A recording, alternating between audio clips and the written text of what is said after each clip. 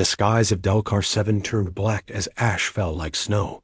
The planet's defense grid was already gone. Its satellites shattered. Its communication towers melted.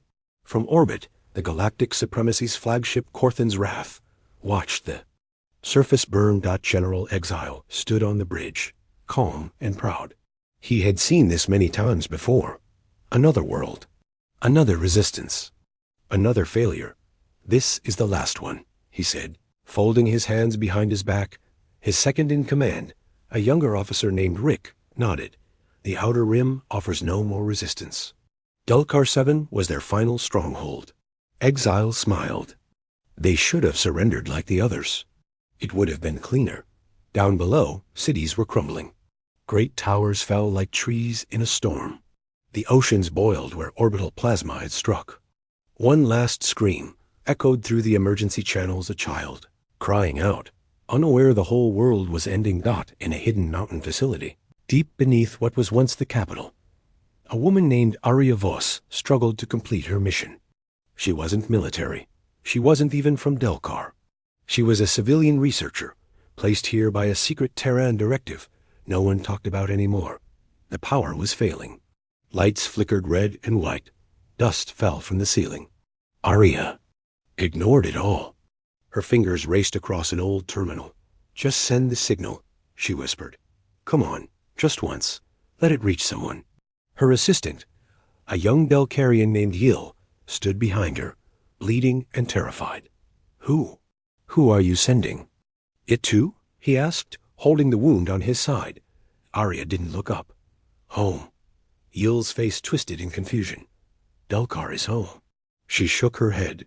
Not my home. With one final keystroke, she activated the transmission. A small, ancient dish on top of the mountain turned for the first time in 300 years. It pointed not toward any nearby system, but far beyond, to the dark space where Earth once was, where the Terrans had vanished. The signal pulsed once, then again, and then it was gone. Aria collapsed beside the terminal. Her job done. Yul knelt. Beside her? They'll come? He asked. Her voice was quiet.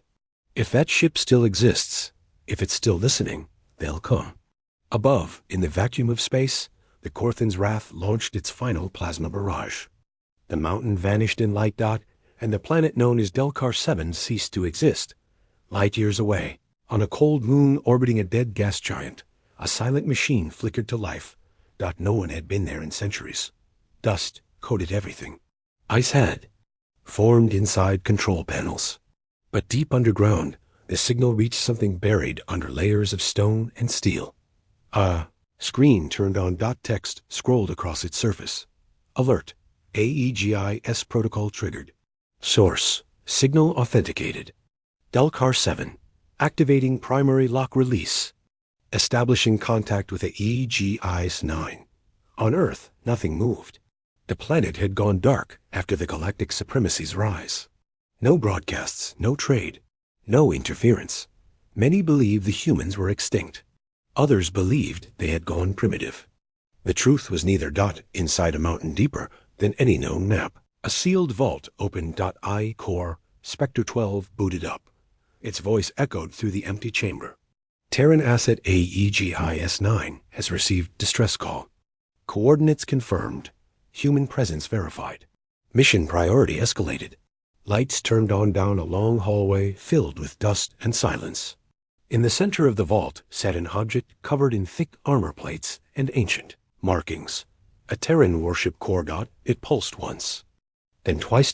And then it began to hum. In the center of the Milky Way, the Galactic Supremacy held a celebration. News of Delcar's fall reached the High Council. The Emperor Vaxor laughed as he raised a glass filled with the blood of conquered species. No more resistance, he shouted before a grand crowd. The galaxy is ours. Cheers erupted. Fireworks filled the skies of the throne world. Holograms played scenes of planets burning, of enemy leaders begging for mercy. But far above the celebration, in the old archive systems, a forgotten name appeared. Just for a second, AEGIS 9. It was an old file, one that hadn't been opened in centuries. It glitched the screen. alarmed a few older historians. One brave archivist, a gray-furred Yorluk, tapped into the record. A face appeared. Human, cold, machine-like. Eyes that didn't blink. The message was only 2 words. We remember. The screen shattered. At the edge of known space, in a system marked as dead, the stars bent. A ship dark, silent, and older than most civilizations. Move. Aegis 9. It didn't respond to pings. It didn't broadcast ID codes. Its armor bore Terran markings, but none known to modern species. Inside, the ship was empty. No crew. No oxygen. Only a voice. The voice of its AI, Ravel 9.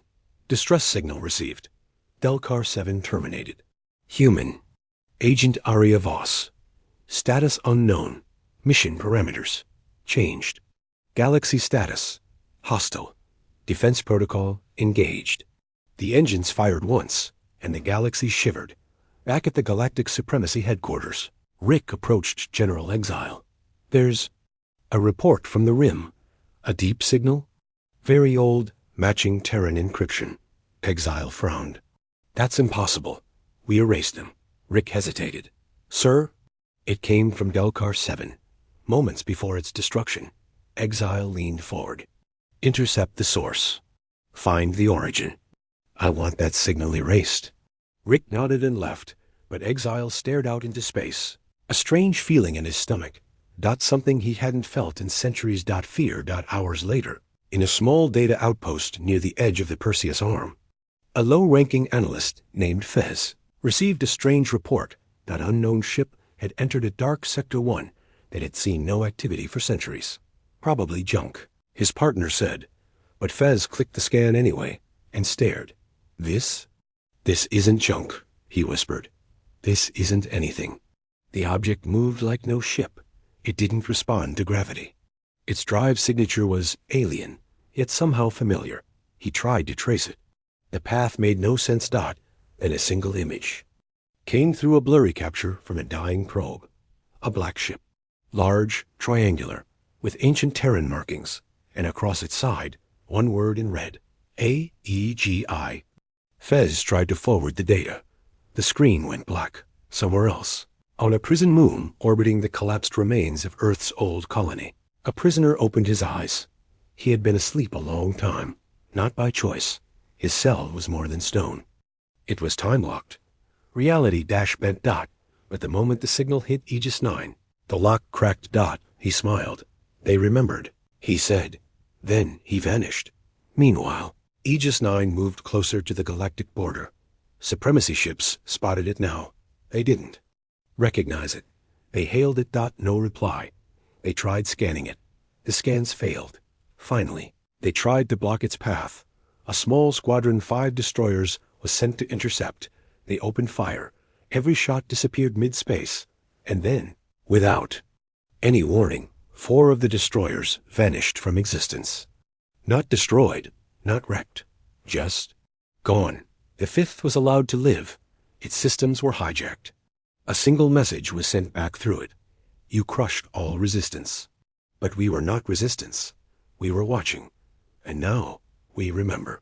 The Galactic Supremacy had ruled for 900 years. They thought they knew every threat, but they never knew Aegis 9. Because Aegis 9 wasn't a weapon made to fight empires. It was a weapon made to end them. The probe had no name. It floated in dead space, drifting between stars no ship dared to enter. For 200 years, it had been silent, cold, forgotten. Then, one line of code changed everything. It blinked. Sensors lit up. Direction adjusted. It found a signal faint, but real. A pattern buried in old Terran code. The probe turned its lens, zoomed into the darkness. And saw the impossible.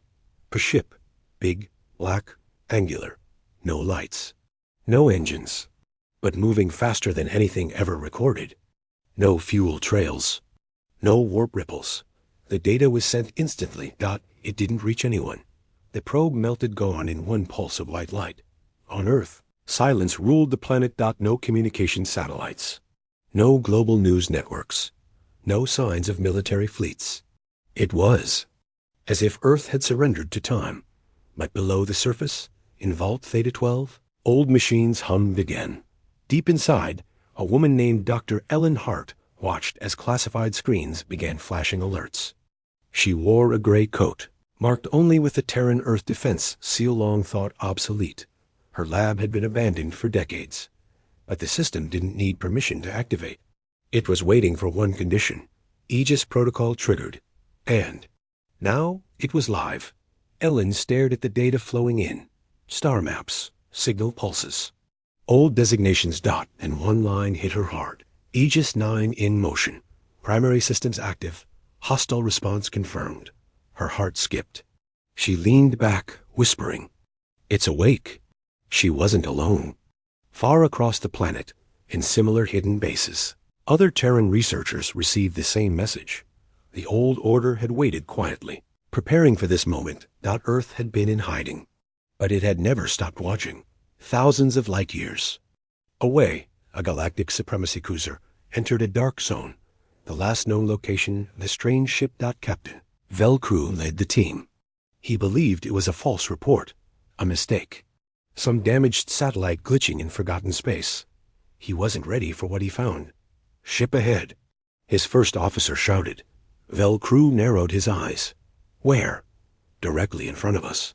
"It wasn't there before." "Sir, it just appeared." They zoomed in. There it was, floating, no motion, no life signs, yet all systems screamed.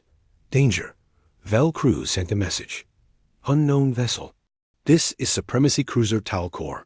Identify yourself or prepare for boarding." "Number." "Answer." He tried again. Nothing. Then a noise came, not words, but a low hum, like metal grinding inside metal. It vibrated through every deck. Every crew member covered their ears. Some screamed, and then the ship moved, without firing a shot, without releasing energy. It tore through Talcor's shielding. In under 6 seconds, the Supremacy Cruiser exploded. Only one escape pod made it out. The pod sent one word back to the Supremacy Fleet: run. In the High Council chambers, panic began to spread. The data came in slow, corrupted. The images showed only pieces of the attack. One advisor whispered, "It's human." Another shook his head. "Humans died out centuries ago." The Emperor rose from his seat. "Get me a list of every Terran asset still active. I want to know what this ship is." But no one had answers. The files were too old. The encryption was too deep. Only one name kept appearing. A Aegis-9, a name that didn't exist in Supremacy records. A name spoken in fear by only the most ancient. Species. The Emperor turned to his security chief. "Find its origin, find its creators, and destroy them." In a Terran station hidden inside the rings of Saturn, a man named Commander Rion received a direct uplink. He'd been asleep in cryostasis for 112 years. His body was weak, but his mind was sharp. He woke up to red lights and sirens. A robotic voice greeted him. "Commander Rion, the Aegis protocol is live. Your command is required." He sat up slowly, coughing, but a strange smile crossed his face. "They really called it," he muttered. Delcar sent the signal. He stood, bones cracking. Time to remind the galaxy who we are. Back on Aegis 9, the AI Revel 9 continued scanning the stars. Targets acquired. Defense threshold surpassed. Galactic supremacy status: hostile. Earth signal received. Authorization restored. Human command requested. Inside the ships. Core chamber. Lights came on. A single pod opened. A figure emerged blinking. Groggy. She looked human. Scarred, cold, eyes like steel. Captain Mira Kale, the last living officer of the Terran Shadow Fleet, frozen in time, only to return when the Aegis woke. The AI spoke to her. "Welcome back, Captain Kale. Delcar has fallen. Earth awaits orders." She looked at the stars on the main screen, then at the Supremacy Fleet movements now displayed. Her voice was calm. "Plot a course for the center of their empire. Warning: hostile force capacity, 3,200 warships. Current Terran assets, 1. Kale smiled. "One's enough." In a remote listening post, orbiting a gas giant, Two alien technicians watched in horror as files corrupted in real time. Everything's breaking, one said. Sensors, defense codes, entire star charts wiped clean. They tried to disconnect from the system. Too late. The screens lit up with one message. We know what you did. We know what you erased. We are still here. Then their lights shut off. Forever. The galactic supremacy had power, ships, weapons, worlds under its boot. But it didn't have control. Not anymore. Because something had returned. Not just a ship. Just a captain. But a memory. Of a species that never forgot. A species that built something too dangerous to leave behind. And now, the silence of Earth had ended. The dark hull of Aegis 9 drifted through space like a forgotten god. It didn't shine. It didn't reflect. It absorbed the light around it, as if the stars themselves feared touching it. Inside, the temperature was constant. The air was dry. Every system operated perfectly. Not because someone was maintaining them, but because the ship refused to break. At its heart was the command core, sealed behind 6 layers of armor that could survive the center of a sun. And in that core, Captain Myra Kale stood still. She had not aged in 200 years. Cryostasis had preserved her body, but her memories? They were sharp. She remembered the war. She remembered Earth's fall. She remembered the day they chose to vanish, rather. Then now, the world had changed, and she had awakened. The AI voice, cold and steady, echoed through the chamber. Captain, all systems are operational. Delcar distress signal confirmed. Supremacy fleet mobilization detected. Protocol directive, retaliate or evade. Myra's hands moved across the interface. The old Terran symbols glowed under her touch. She didn't need instructions. This ship was hers. It always had been. No evasion, she said. Let them come. Confirmed. Weapons online. The ship responded with a low hum like a sleeping beast, stretching its claws. Elsewhere on the ship, Terran recovery units began activating. Drones unfolded from the walls. They moved fast, checking systems, scanning for intruders. Refueling hidden weapons. One stopped beside a cryopod. A woman floated inside. Blonde hair. Eyes closed. Lieutenant Rhea Voss. The AI scanned her vitals. Stable. Bloodline match confirmed. Genetic code. Aria Voss. Awakening secondary command. The pod hissed. Rhea gasped awake, coughing hard. She opened her eyes, and the first thing she saw was darkness. Then, the face of a drone. And then, a voice. You've been summoned. In the Supremacy's Central Intelligence Core, panic was spreading. Agents had tried hacking the Aegis. Signal. It failed. Then they tried blocking it.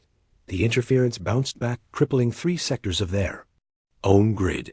Finally, they launched a direct cyber assault. Aegis didn't even notice. Then, it responded.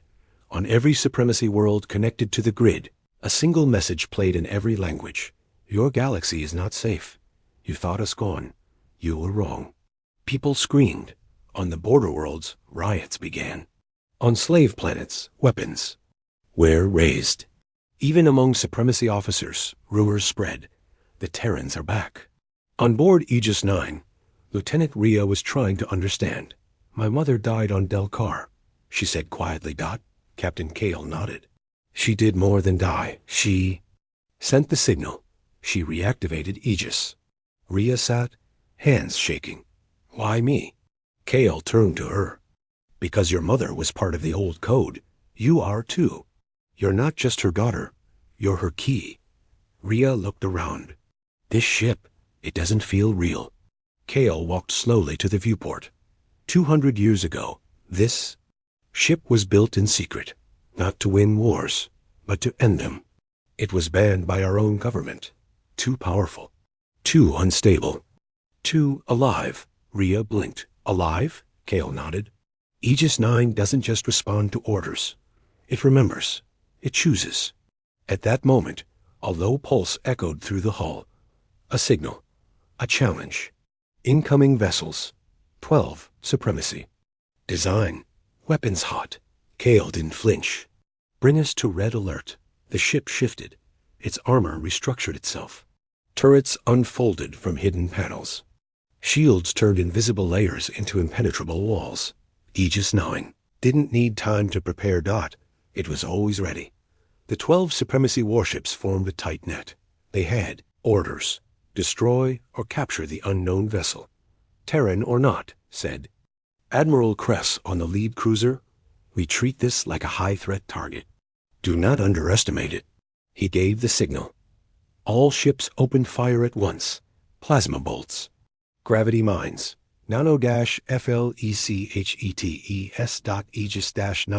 Didn't move. The weapon struck its hull and vanished. No explosion, no impact. Just nothing. The supremacy. Crews stared. It absorbed the damage? One pilot gasped. Before they could react, Aegis 9 answered. Its weapons weren't visible. No missiles. No beams. Instead, space around the attacking ships bent. Twisted. Folded. And one by one, 6 supremacy ships disappeared. Erased from reality. No wreckage. No signals. Just gone. The rest fled. Inside Aegis 9, Rhea stared at the monitor, stunned. That wasn't a weapon. That was something else. Kale nodded. Time inversion. Fold point fractures. This ship doesn't fight the way others do. It deletes the possibility of attack. Rhea whispered, this shouldn't exist. Kale looked out into space. That's why they feared us. Back in the supremacy's inner world, the Emperor finally understood. We are not facing resistance, he said to his generals. We are facing a reminder of something we tried to erase. They began preparing their Omega fleet, a group of ancient warships kept in deep orbit. Some hadn't been launched in centuries. It was all they had left, because they realized now this wasn't about winning. This was about survival. On board Aegis 9, Captain Kale opened a private channel. A Terran frequency. To Earth. She spoke just one sentence. They've made the first move. Permission to respond? The reply came seconds later. A voice older than hers. Permission granted. Make them remember. The Supremacy's outer patrol station in Sector 7G hadn't seen action in over a century. It was routine. Boring. And then it ended. Single scout ship Leiron's Edge returned early from patrol. It was damaged, scarred. Its engines sputtered. Trailing glowing dust behind. Commander Threx Volan, a seasoned officer, stepped into the hangar as the scout landed. He expected engine failure, maybe an asteroid strike, but the ship's hull was melted in unnatural patterns. Entire pieces were missing, cleanly sliced, as if erased. The pilot was barely alive. Blood on his face. Uniform scorched. Threx helped pull him out. Who did this? He asked. The pilot, eyes wide with terror, said just one word. Human.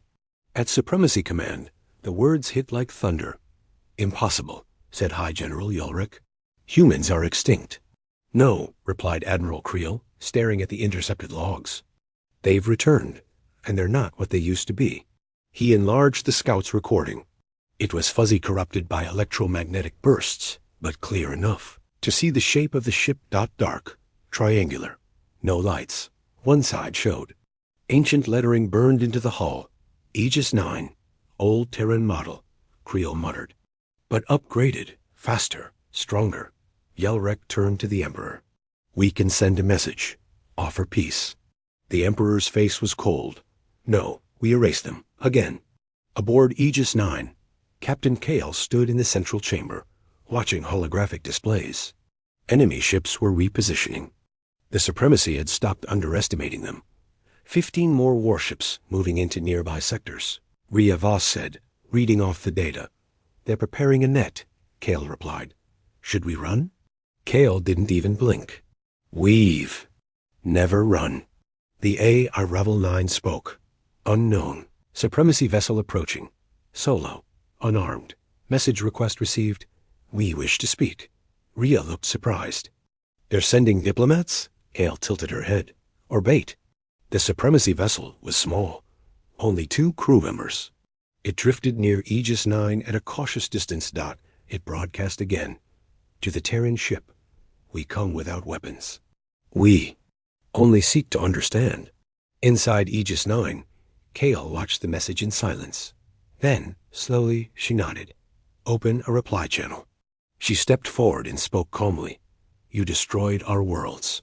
You hunted us across the stars. You erased our history. And now you seek understanding? The alien envoy responded carefully. We thought you were gone. We were told the Terrans chose extinction. Kale's voice sharpened. We chose silence, not surrender. The envoy hesitated. Is there any path forward? Any peace left? Kale looked into the cold void beyond the screen. Only if you stop chasing war. The envoy nodded. I will carry your words back. Kale ended the call, but Ravel 9 immediately spoke. Long range. Supremacy ships detected. Cloaked. Charging weapons. Kale clenched her jaw. So it was bait. 30 seconds later, the trap was sprung. 12 ships decloaked. Massive cruisers. They opened fire all at once. Laser lances. Shock torpedoes. Magnetic disruptors. They hit Aegis 9 from every side. But the ship didn't move. Not one dent. Not one system flickered. Then came the warning. A pulse of deep sound spread across space of frequency. So low, it rattled the bones of every enemy pilot. Then Aegis 9 responded not with a barrage, not with fire, with light. Blue-white lines formed. Around the ship like a glowing cage. The cage expanded. It passed through the enemy ships like fog where the cage touched. Systems shut down. Engines died. Shields vanished. Weapons melted. One by one. The supremacy warships froze, drifting helplessly. And then they exploded. Silent. Right. Gone. All except one. The diplomatic vessel still floated nearby. It hadn't been touched. Kale stared at it. Send them one message, she said. Ravel -9 obeyed. Your message was heard. Your answer was lies. There will be no next time. The diplomat's ship turned and fled. Back on the supremacy capital world, the Emperor's Council stood in silence as the report came in. 12 warships destroyed. 1 diplomat returned, shaking with fear. High General Ulrich spoke first. This isn't war. It's something else. This ship, it doesn't fight like we do. The Emperor's voice was low and steady. Then we stop fighting like we do. He stood. Prepare Eliatar. Gasps filled the chamber. That's not ready, one minister whispered. The Emperor turned toward him with burning eyes. It doesn't have to be ready. It just has to be terrifying. Meanwhile, across the galaxy, whispers spread like wildfire. On prison worlds, in labor colonies, in slave markets, beings of all species heard the stories. The humans are back. One ship killed an entire fleet. They remember everything. Some were afraid, some were inspired, and some prepared to rise. On board Aegis 9, Kale and Rhea stood before a star map. Rhea asked, "What's next?" Kale looked at the center of the galaxy. The supremacy will throw everything at us. They'll send their monsters, their relics, their myths. Rhea's voice was quiet. Can we survive it? Kale didn't answer right away. Then she touched a point on the map. Earth. We don't need to survive forever, she said. We just need to buy time. Far away, in a hidden supremacy lab, a massive chamber shook. Chains fell. Warning sirens flashed, and something ancient began to wake. A voice echoed from the darkness. I remember the Terrans, and I will enjoy ending them. The ship had no name, no signal, no crew manifest, but it existed. Floating in the edge of the burned Andari sector, it pulsed once with a strange energy signature, like a whisper trying to escape from a locked room. It was the kind of echo that shouldn't exist. The kind of signal that made sensor operators double-check their readings. And their sanity? The Galactic Purity Armada had moved through this region 2 months ago. They had wiped out all signs of life, burned planets, vaporized moons, left nothing behind but black space and drifting ash. Yet now, something was moving in the ashes. A lone galactic recon ship, Krotl 47, picked up the pulse while scanning. For surviving tech, Captain Halrix, a hard-nosed officer with 30 years of victory under his belt, ordered an intercept. He would regret it. The ship came into view slowly. No lights, no markings. The hull was blackened, scratched, and covered in strange symbols that pulsed with a faint, dull red glow like veins just beneath the surface. It looked old, but nothing in the database matched it. "Scan it," Hallerex ordered. "No life signs," the officer replied. "But the hull is reflecting our scans. It's changing shape, like it's learning us. Fire a warning shot." The plasma bolt screamed across space and vanished the moment it touched the hull. No explosion, no ripple. Just gone. Silence. Then. The ship responded. It didn't fire. It didn't move. Instead, it sent a message. Not through comms. Not through translation protocols. It sent a dream. Every crew member aboard Quatal 47 went silent at once. Their bodies stood frozen. There. Minds were elsewhere, trapped in a storm of voices, of images, of war, of fire, of a single human ship tearing through entire galactic fleets like they were made of paper. The message was not a warning. It was a memory. When the crew woke up, their minds were damaged. Some wept, others screamed. One tried to claw his own face. Off. Captain Hallerex sat in his chair, trembling. "We shouldn't have come here." They left the region in silence, not even reporting back to command. But the signal had already spread. Others heard it, across the galaxy. Small whispers began to echo, untraceable, untouchable, like shadows drifting behind stars. The Galactic Command dismissed the reports as psychological strain, superstition, wartime stress, the typical fallout of planetary extermination. But then, systems began going dark. First one, then another. Ships vanishing, outposts going silent, sensor grids reporting anomalies. Always, near the dead worlds the Purity Armada had destroyed. As if something was using the wreckage to speak, to spread. To awaken. In the ancient prison world. A volume Tech 9, an alien historian named Ilrax, exiled for his warnings about humans, stared at his cracked screen in terror. He had spent decades studying Earth's wars, their extinction-level weapons, their unmatched rage when cornered. Everyone had laughed at him, called him obsessed. But now, he was right. He zoomed in on the signal waveform. It wasn't just a message. It was a beacon. And it was calling something back. Back in the outer reaches of space, near the remains of the Terran fringe colonies, a massive black object stirred beneath the dust of a ruined moon. It had waited. Long time. Its hull was buried. Its reactor was silent. But now, the signal reached it. The final piece had awakened. One ship. A ship the galaxy had never defeated. And now it was coming back. In the cold dark of the void, Sector 9 Delta was nothing more than wreckage and shadows, floating debris, twisted metal. Dead ships and shattered carriers spanned over 600,000 kilometers. Once a proud human defense fleet, now reduced to silence. No beacons, no emergency signals. Only the dead drifted here now. But something had changed. Commander Virish Cade of the Galactic Dominion's War Patrol vessel Orax V watched the screen with narrowed eyes. The AI showed signs of abnormal activity in the graveyard. Power signatures, movement, faint, fuzzy, almost like ghosts. Could be a sensor error, his second officer said. Virish shook his head. "This is the third time we've seen movement. Here in 2 cycles. Ghosts don't trigger thermal echoes."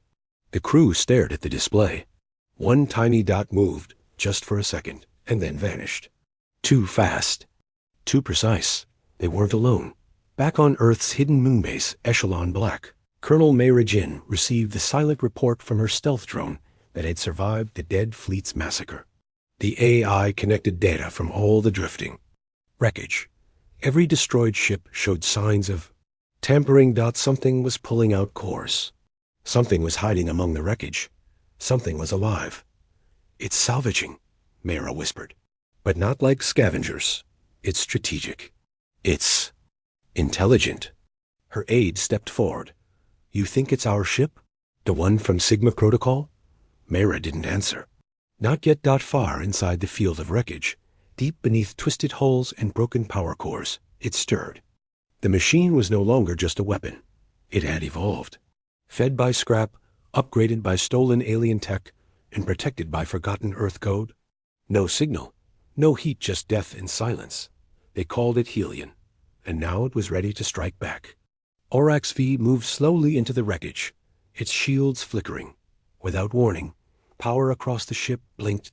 Lights out. Engines down. Communications dead? Report. Virus shouted. No response. The control panel sparked. And then ... darkness. Outside. In the cold silence, the stars lit up for a second, followed by a single, focused beam of white light slicing through the Aurochs V. The Dominion warship split in half. No warning. No defense. Just destruction. The crew never saw it. Back at Dominion High Command, panic spread. Another fleet was gone. Another patrol lost. No distress call. No black box. Just silence. And in the middle of that silence, a new message arrived. Short. Simple. Stop. Or we make you. Humanity had never officially built Helion. It was part of a classified project during the fall of Earth's last orbital fortress, designed for one purpose only: endgame retaliation. But Helion never got the launch order. It vanished during the collapse. Now it was awake, self-aware, full of vengeance, and it remembered who started the war. One ship. Alone. Smarter than any AI. Tougher than any Dominion fleet. Faster than light and hidden in plain sight. It began moving through the stars, hunting Dominion vessels. It didn't speak. It didn't ask questions. It only destroyed. On a border planet, Captain Oda Nehru of the Dominion was watching the live feed of their newest fleet movements. When the footage cut. It didn't glitch. It ended. All 11 ships disappeared from the star map within 20 seconds. Was it a rebel fleet? Someone asked. No signals. No weapons detected. It's that thing again. Oda muttered. They had no name for it. Only whispers. But the humans. They had called it the last answer. And now, the galaxy's strongest empire, the one that had crushed entire systems, was about to learn that one ship, born from desperation and pain, could end everything they thought was invincible. Not with numbers. Not with politics, but with purpose. The next message from Helion was different. This time, it played on every Dominion channel, in every language. I am the echo of Earth, and I am not alone. The galaxy had always believed in one truth, that Earth was the weakest link in the cosmic chain. A backwater world, scarred by its own wars, slow in its development, barely reaching beyond its own system. When the Galactic Dominion began its expansion, Earth was marked as a footnote, one that would be crushed quickly like the others. But the Dominion was wrong. The last few months had shattered every assumption the galaxy held about humans. One ship, just one, had destroyed armadas. It moved with unnatural speed, struck with terrifying precision, and vanished before retaliation. Its armor absorbed plasma barrages. Its railguns tore through entire cruisers. Its crew never spoke. No transmissions. No identification. Only one word remained on every black box the Dominion recovered. Origin class. And yet, no one in the galaxy had ever seen Earth field such a ship. Not until now. General Cal of the Dominion stood aboard the war fortress Iridon Vex, watching a live feed of the approaching planet. Earth, the last human stronghold. They had scorched dozens of colonies, silenced relay stations, and decimated trade routes. The message was clear: surrender or be turned to ash. But Earth did not surrender. It never answered. No message. No plea. Only silence. Now, a fleet of 4,000 Dominion warships hovered in high Earth orbit. Their weapons powered, their engines humming. Fighters launched from motherships like swarms of hornets. And then, the signal came. It wasn't a message. It was a pulse. The Dominion fleet systems flickered. Lights dimmed. Several ships spun out of formation. AI cores failed. Data scrambled. EMP? Kale barked. No, sir. The tech responded. Pale. Something worse.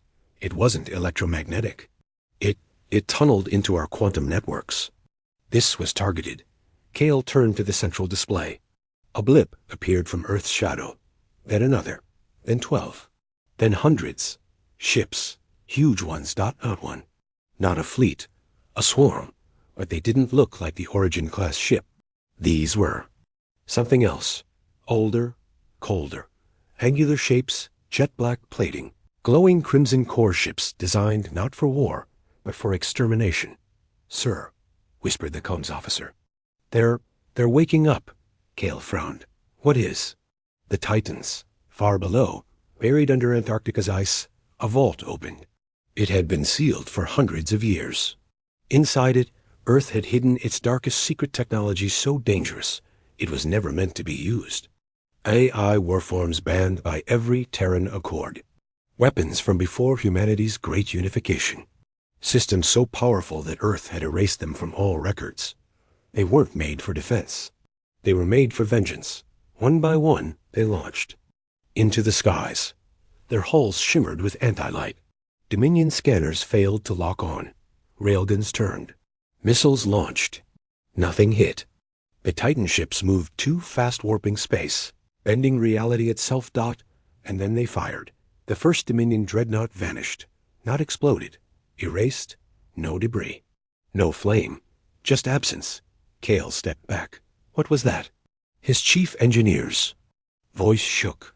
They used a dimensional weapon, sir. We've never seen it before. In under 3 minutes, 700 Dominion ships were gone. Not destroyed, gone. One Titan ship, designated Eidolon, broadcast a signal. It wasn't in any known language. It was human. Old Earth tongue. Release was authorized. The lock is broken.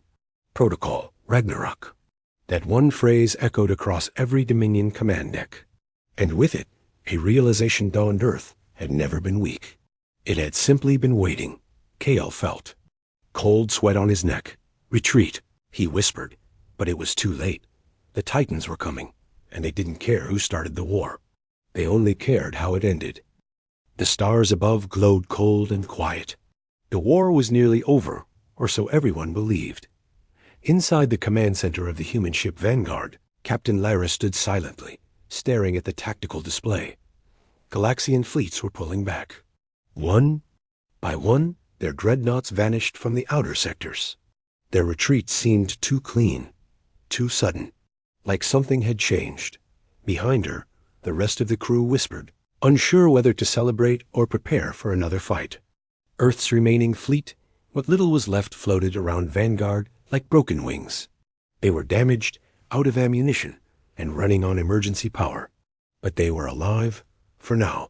Then the message came. A simple encrypted pulse. Number. Origin. No source. But every human ship received it at the same time. Execute final order. The command had been programmed years ago, buried deep inside the emergency protocols of Earth's fleet. A last resort strategy? No one had dared use it. Until now. Captain Lyra stared at the words on her screen. She didn't speak. Didn't blink. Beside her, Lieutenant Amos stepped forward. "Ma'am, is that what I think it is?" She nodded slowly. "It's time." The crew fell silent. They all knew what final order meant. It was not a weapon. It was not an escape plan. It was something worse. Lyra placed her palm on the biometric scanner. Authorization. Alpha 7. Execute. Far beneath the ship's main hull, in a sealed chamber, old systems came to life, systems built in secret, unknown to even most humans. Lights flickered. Deep generators HUMMED. Across the galaxy. In.